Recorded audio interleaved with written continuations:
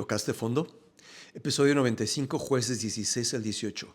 ¿Alguna vez has sentido que no te destruyó un solo momento, sino muchas decisiones pequeñas que parecían inofensivas, hasta que un día ya no pudiste salir? No fue de golpe, fue poco a poco. Una conversación más, una mirada más, una vez más, y siempre la misma frase en tu cabeza. Yo controlo esto. Hasta que un día te das cuenta de algo difícil de admitir, no lo controlabas. Eso es Sansón.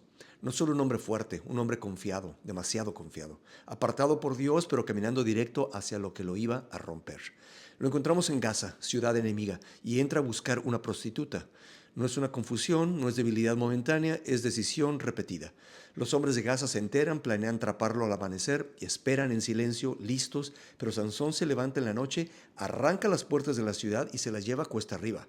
Puede cargar una ciudad, pero no puede gobernarse a sí mismo. Luego aparece Dalila, y el texto no habla de amor, habla de dinero, de acuerdo, de traición. Los gobernantes le ofrecen plata, muchísima, lo suficiente para vender a un hombre. Y hay un detalle interesante. Ellos no dicen sabemos que es fuerte. Preguntan por el secreto, como si su fuerza no fuera evidente en su cuerpo, como si algo invisible estuviera detrás. Dalila insiste una vez, dos, tres, y Sansón juega. Se acerca al borde y regresa, se acerca otra vez y regresa, como alguien que cree que siempre puede salir a tiempo. Los griegos tenían una palabra para eso, acrasia, saber lo que está bien y aún así no hacerlo.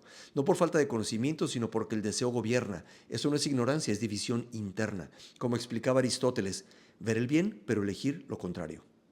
Finalmente le dice la verdad, habla de su voto, de su cabello, de haber sido apartado, pero habla de Dios como si fuera lejano, como si no lo conociera, como si no caminara con él.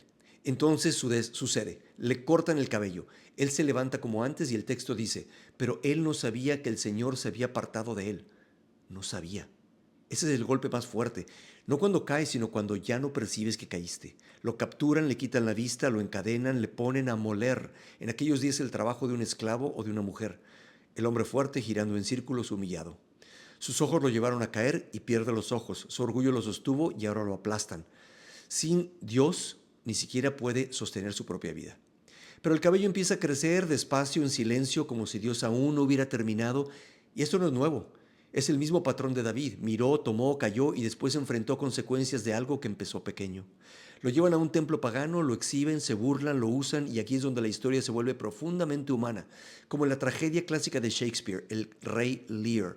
Un rey que tenía poder, que pensó que controlaba todo, que confundió autoridad con dominio y que terminó perdiendo no solo su reino, sino su claridad. Hay un momento en la tormenta cuando Lear ya no tiene nada. Y por fin ve, no con los ojos, sino con la verdad. Y ese es el golpe, entender quién eras cuando ya no puedes volver atrás. Sansón está ahí, no solo derrotado, revelado. Y ahí por primera vez ora de verdad. Llama a Dios por su nombre, reconoce la fuente, no presume, no exige, clama. Y hay otro detalle que no se ve en español, pero en hebreo es contundente. La primera vez que Sansón habla de Dios usa la palabra Elohim, un término general. Puede referirse a Dios o a los dioses reales que adoraban los pueblos de entonces. Es distante, es impersonal, como alguien que conoce de Dios, pero no lo conoce a Él. Pero al final, cuando ya no tiene fuerza, cuando ya no tiene vista, cuando ya no tiene nada, clama usando otro nombre, Yahweh, el nombre personal, el Dios del pacto, no el Dios en teoría, sino el Dios que se conoce, el Dios con quien se habla, el Dios que escucha. No es solo una oración diferente, es una relación diferente. Y hay algo más. Siglos después, cuando el autor de la epístola de los Hebreos hace una lista de las personas que vivieron por fe, los héroes de la fe, menciona a Sansón, no a pesar de su historia, sino dentro de ella, no como ejemplo de perfección, sino como evidencia de fe. Eso rompe nuestras categorías, porque tendemos a pensar que Dios solo usa vidas ordenadas, consistentes, intachables, pero Sansón no fue eso. Tomó malas decisiones, jugó con lo que lo destruía, se equivocó una y otra vez, y aún así, cuando finalmente volvió su rostro a Dios, cuando clamó de verdad, Dios lo escuchó. Y no solo lo escuchó, lo incluyó en la historia de la fe. Y Dios responde una vez más. Empuja las columnas, el templo se cae y su vida termina ahí. No es un final limpio, pero tampoco es inútil. Luego el texto cambia y ya no es solo un hombre, es una nación entera perdiendo el rumbo. Un hombre roba a su propia madre, confiesa y ella responde haciendo una imagen religiosa, usando el nombre de Dios, pero ignorando completamente su voluntad. Y aquí hay algo aún más fuerte, no hay consecuencia, no hay corrección, no hay justicia. La ley era clara, robar estaba penado, pero en lugar de confrontar el pecado, la madre lo premia. Toma lo robado y lo convierte en idolatría. Monta un santuario en su casa, consagra a su hijo, luego contrata a un levita y le dice: ahora sí Dios me va a bendecir.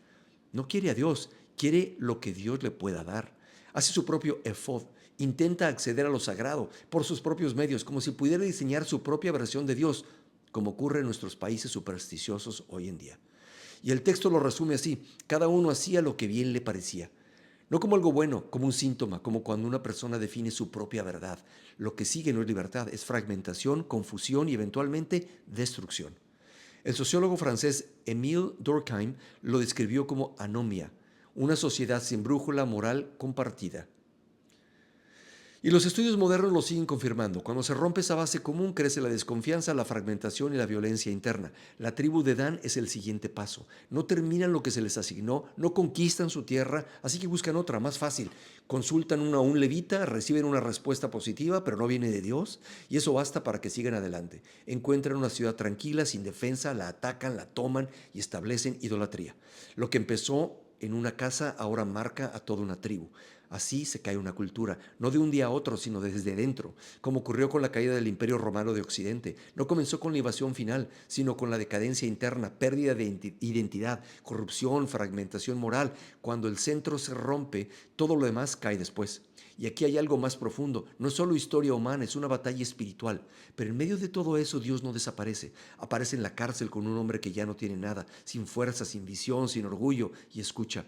Eso cambia todo, porque pensamos que Dios se aleja cuando fallamos mucho, pero aquí vemos otra cosa. Dios no aprueba el camino, pero tampoco ignora el clamor. Sansón tuvo poder sin relación, llamado sin rendición, y aún así, al final, Dios respondió. Eso no hace ligero el pecado, pero sí hace grande la misericordia. Oremos. Señor, líbranos de jugar con lo que nos destruye, de creer que controlamos lo que ya nos domina. Enséñanos a caminar contigo de verdad, no solo a saber de ti, sino a conocerte. En el nombre de Jesús. Amén. ¿En qué área de tu vida sigues diciendo, yo controlo esto, cuando en realidad ya te está controlando? Te leo en los comentarios. Seguimos aquí, mañana seguimos caminando. Suscríbete y recuerda que la respuesta a qué pasa después de morir empieza aquí, leyendo la Biblia y conociendo a Dios.